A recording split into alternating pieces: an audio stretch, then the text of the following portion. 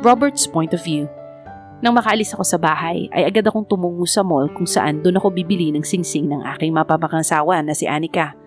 Nang makarating ako doon at nang makapasok sa jewelry shop, ay agad na akong nagtingin. Hi, miss. May maisasuggest ba kayo dyang ring na maganda? Kahit mahal pa yan, okay lang. Pahig ko naman sa nagtitinda nang agad siyang sumagot. Yes, sir. Ito po. Tugon niya sa akin habang itinuturo niya ang singsing na may diamante sa itaas nito. Doon ay mas natuwa ako sa ganda nito dahil alam kong matutuwa din si Anika kapag ganong klaseng singsing ang isusuot ko sa kanya sa araw ng kasal namin. Actually, naghahanap ako ng couple. That ring looks good. May partner ba yan? Tanong ko naman sa kanya. Yes, sir. Ito po. Tugon naman niya sa akin nang agad niyang itinuro ang singsing na panlalaki. Nang subukan ko na ang sukat nito at tingnan na din ang sukat ng daliri ni Anika, ay agad ko nang kinuha ang singsing na yon at binili. Habang naglalakad ako papalabas ng mall, ay agad na akong sumakay sa sasakyan upang makauwi dahil iaabot ko ang singsing kay mom upang siya muna ang magtago hanggang sa gaganaping kasal. Habang nagmamaneho na ako ay biglang nagring ang aking cellphone at laking gulat ko nang makita ang pangalan ng aking fiancé na si Anika. Kaya't agad ko naman iyong sinagot. Hello, hon? Tugon ko naman sa kanya nang agad kong sagutin ang kanyang tawag. Nasaan ka? Hindi ka man lang nagpaalam sa akin kanina, ang aga-aga mo palang umalis. Tanong niya kaagad sa akin at doon ay hindi ko na iwasang mapangiti. Han, ano ko ba, may binili lang ako sa mall. Maya-maya pa kasi ako papasok sa trabaho. Don't worry, okay? Sabay tayong mag-aalmusal. Pahayag ko naman sa kanya. Rinig ko ang paghinga ng malalim ni Anika nang sabihin ko yon sa kanya. Ikaw talaga, napakapasaway mo. Umuwi ka na muna, tapos kakain ka muna ng almusal, okay? Huwag kang pasaway, Robert. Saan naman niya muli sa akin? Doon ay natawa naman ako ng kanyang banggitin ang aking pangalan. Opo, madam. Ito na po. Tugon ko naman sa kanya. At nang papatayin ko na sana ang tawag, ay hindi ko na namalayan na may paparating na truck na sasalpok sa aking sasakyan. Anika's point of view. Laking gulat ko nang bigla akong may narinig na malakas na pagsalpok sa telepono ko nang katatapos lang namin ni Robert na mag-usap. At doon ay bigla akong kinabahan. Robert! Robert!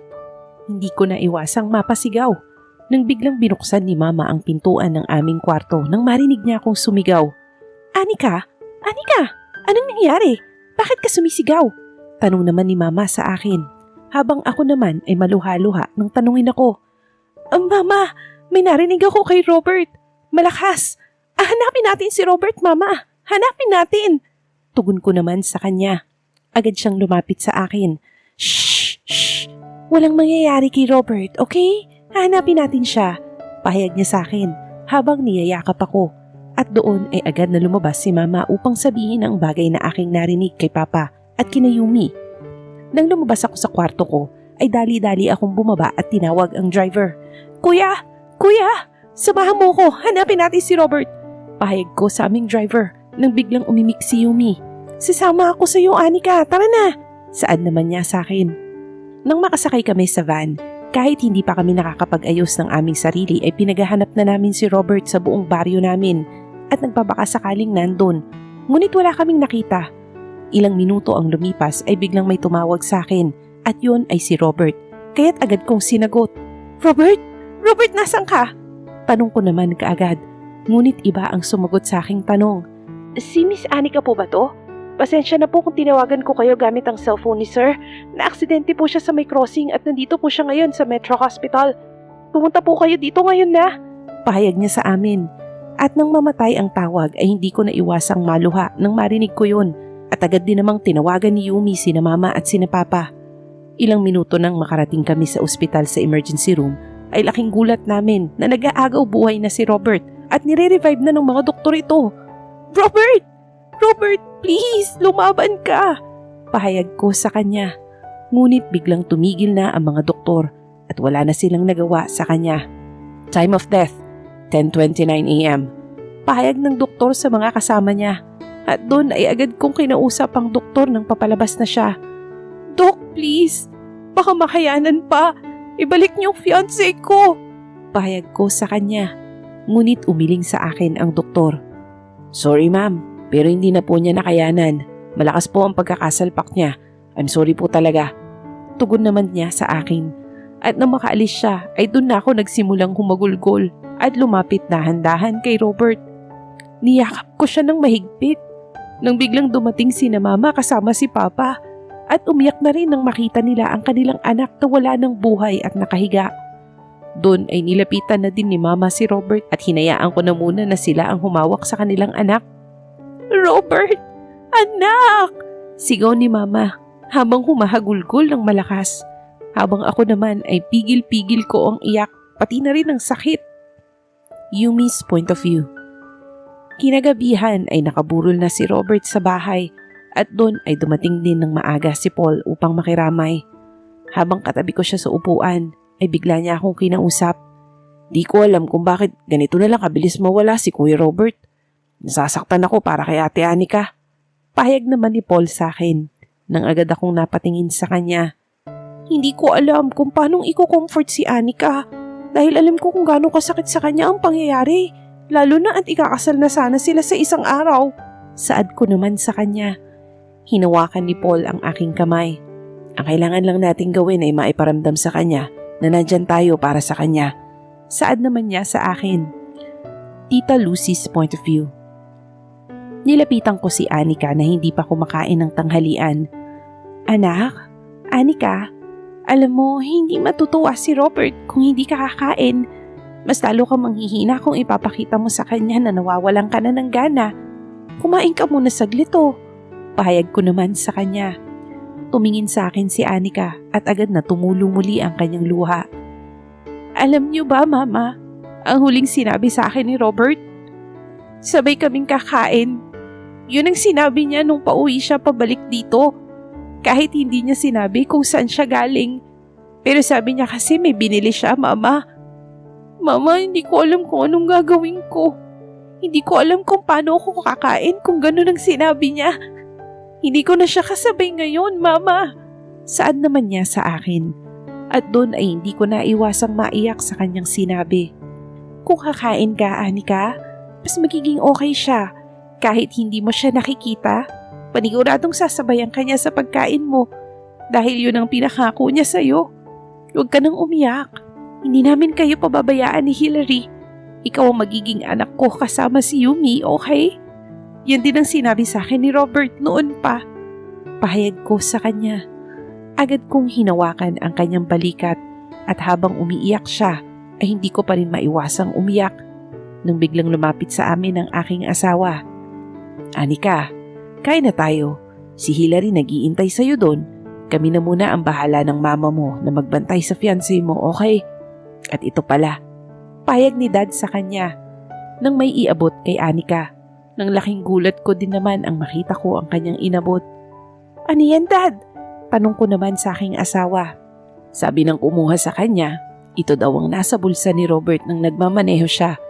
Siguro ito ang singsing na ilalagay mo sa kamay mo, Anika, kapag nasa harap na kayo ng altar. Pahayag naman ang aking asawa sa amin ni Anika. Doon ay hindi ko lalo napigilan ang aking pag-iyak. Ganon din si Anika na kinuha ang kahon na may singsing sa loob. At nang kanyang buksan, napayakap na lang si Anika sa akin.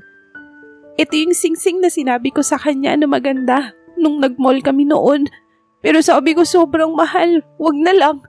Pahayag sa akin ni Anika. Kasi mahal na mahal ka ng anak kong si Robert at lahat ng kaya niyang ibigay sa iyo ay ibibigay niya sa iyo at hindi niya ipagdadamot yun. Dahil alam niyang dun ka sasaya. Saad ko naman sa kanya.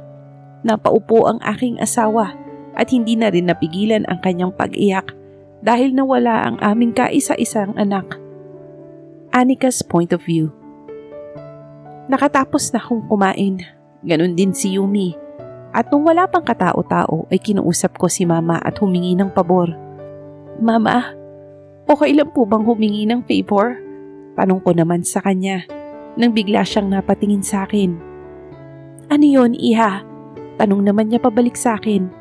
Gusto ko pong ilagay ang singsing sa kamay ni Robert. Gusto ko pong daladala niya to. Tugon ko naman sa kanya. Agad namang napangiti si Mama nang sabihin ko yon sa kanya. Oo naman, alam kong yan ang ikatutuwa ng anak kong si Robert. Tugon naman niya. At doon ay tinulungan nila ako. At binuksan panandalian ang kabaong ni Robert. At doon ay maraming umiyak. Lalo na nang ilagay ko kay Robert ang singsing na kanyang binili para sa aming dalawa.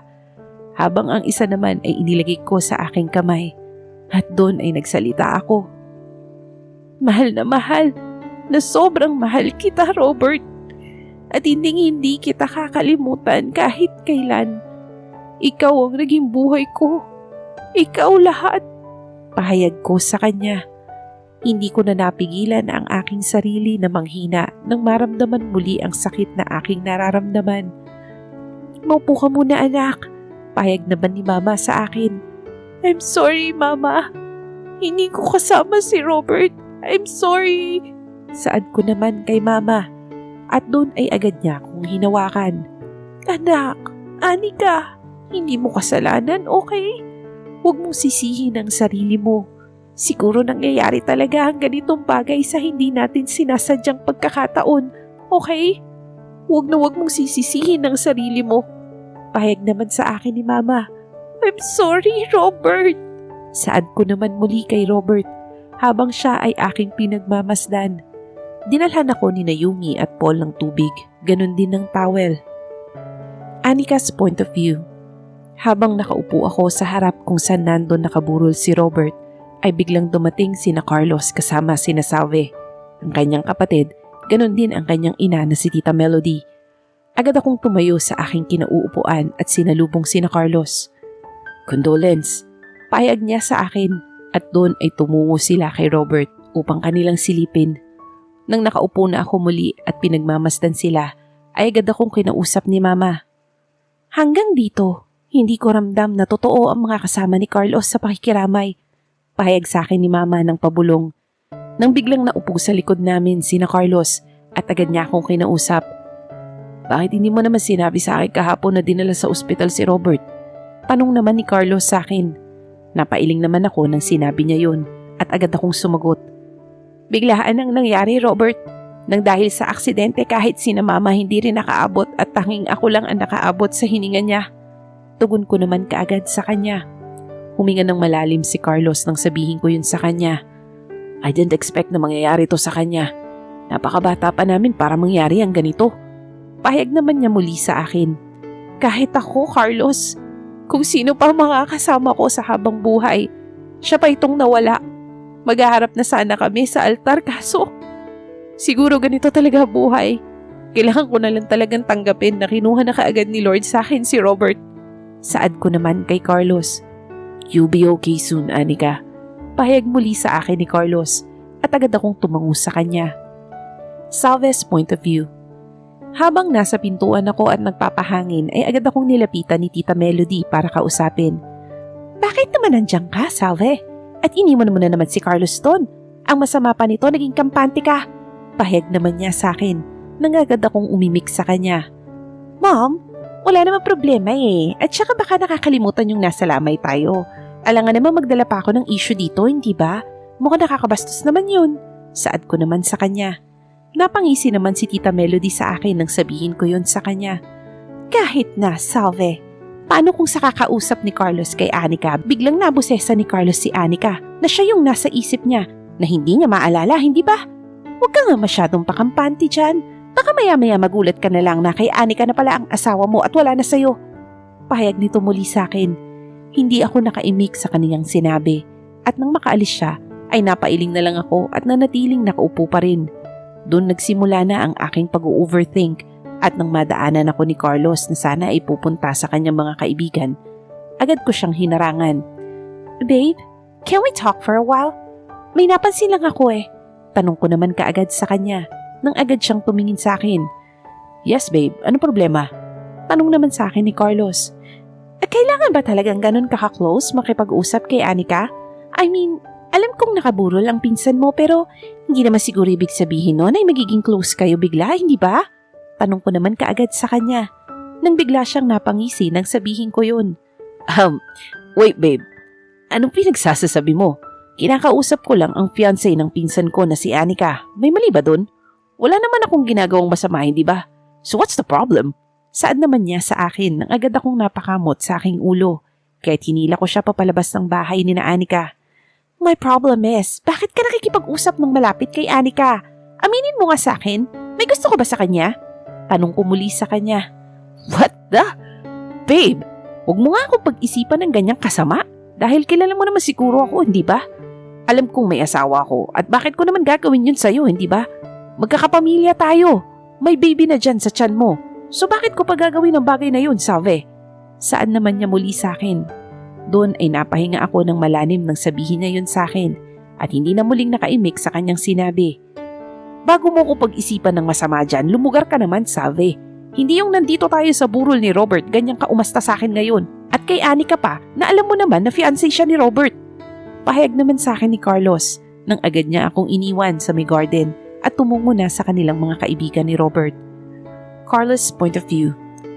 Nang makalapit ako sa aming mga kaibigan ni Robert, ay agad akong kinausap ni Joseph.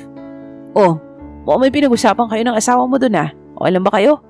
Tanong naman niya sa akin nang agad akong ngumisi sa kanya. Hiya mo na. Okay lang kami. May kaunting hindi lang pagkakaintindihan, don't worry. Tugon ko naman sa kanya at doon ay naupo kami sa upuan at binigyan niya ako ng isang beer dahil ito ang paboritong inumin ni Robert. Alam mo, ngayon ko lang nakita ang asawa mo. I mean, syempre galing ako ibang bansa. Pahayag naman sa akin ni Robert. Nagulat naman ako nang sabihin niya yun sa akin. Talaga ba? So ngayon, kilala mo na. Her name is Salve. Saad ko naman sa kanya. At doon ay nanahimik siya. Salve? Wait, bakit? Parang hindi ka tunog or iba lang naalala ko. Pahayag naman niya muli sa akin nang agad akong napaisip. Anong ibig mo sabihin? Wala naman ako ibang napangasawa ko, hindi siya lang. Saad ko naman sa kanya. O baka narinig ko lang kay Robert si Anika, so akala ko kayo ni Anika. Kakalungkot naman at wala na si Robert. Pahayag naman niya sa akin. Napailing naman ako nang sabihin niya yun sa akin. Oo nga kailan ko lang din siya nakausap ng harapan at pinapunta ko pa siya sa office ko to ask something. Pahayag ko naman sa kanya at napatingin si Joseph sa akin. Ano naman yun? Tanong niya. Agad akong napangiti nang magtanong siya. Nothing. It's just about my amnesia thing. Nagka-amnesia kasi ko. Iilan lang din ang naaalala ko. Pero buti at naaalala ko kayo. May bagay din na pumapasok sa isip ko at parang naririnig ko. Pero di ko naman maalala. Pahayag ko naman sa kanya. Agad akong tinapik ni Joseph sa likod. Naku, mahirap yan. Pero hayaan mo lang. Huwag mong pilitin. Dahil maaalala mo yan kahit hindi mo pilitin. Baka kung ano lang ang mangyari sa utak mo kung isip ka ng isip. Baka kung ano pang mangyari sa'yo. Saad naman niya sa akin. Kaya nga yan din ang sabi ng mom ko. Kaya hinayaan ko na lang din. Pahayag ko naman sa kanya. Nang biglang dumating si mom at agad akong tinawag. Carlos, come here muna. Pahayag niya sa akin nang agad akong napalingon sa kanya. At doon ay nagpaalam na muna ako kay Joseph at sumama na muna sa aking ina. Pumasok kami muli sa loob at pinaupo ako sa tabi niya. Anak, ano naman bang ginawa mo kay Salve? Tanong naman niya sa akin ng pabulong. Nang bigla akong napatingin sa aking asawa sa malayo. Mom, wala akong ginawa na kahit na ano sa kanya. Kinausap ko lang siya nang pag-isipan niya ako ng masama at kung ano-ano kay Anika. Kailangan bang maging okay ako sa kanyang iniisip sa akin? Hindi naman, di ba? Tugon ko naman sa kanya. Right now? Ngayon pa talaga sa burol ng pinsan mo kayo nagkakaganyan, ha? Ayusin niyo nga yan at huwag na huwag niyang paaabutin yan pag uwi sa bahay dahil ayaw ko ng gulo. Mahiya naman kayo sa kapatid mong to. Pahayag naman muli sa akin ni mom at doon ay napatungo ako. Okay mom, I'm sorry. Tugon ko naman sa kanya. Yumi's point of view.